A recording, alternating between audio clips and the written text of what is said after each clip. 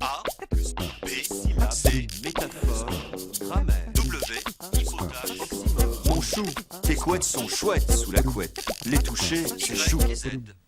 Mon excellent confrère qui tient la rubrique langage du New York Times a eu l'audace de traduire le mot français compère par l'anglais godfather, qui, comme on le sait depuis le film, signifie parrain. Les lecteurs en colère lui ont rappelé que compère signifie camarade, voire complice. Eh bien, mon confrère n'avait pas tort.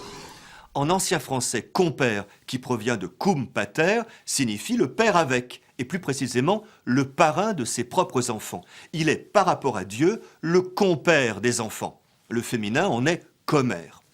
Cette copaternité a dans la société chrétienne médiévale une double conséquence. Tout d'abord, les relations amoureuses entre un père et sa commère, entre une mère et son compère, sont de l'ordre de l'inceste. Elles sont interdites.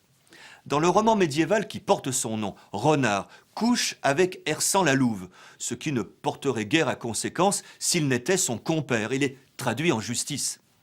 Ensuite, père et compère, associés dans l'éducation morale et matérielle des enfants, sont tenus pour camarades, voire amis. On comprend l'évolution ultérieure vers la complicité. Commère, de son côté, a connu une toute autre évolution, aboutissant à femme bavarde qui pratique le commérage. Notons qu'il n'est point de compérage et que le mot compère est beaucoup moins péjoratif. Ah, mon cher compère! Encore une fois, la langue n'est pas du tout innocente.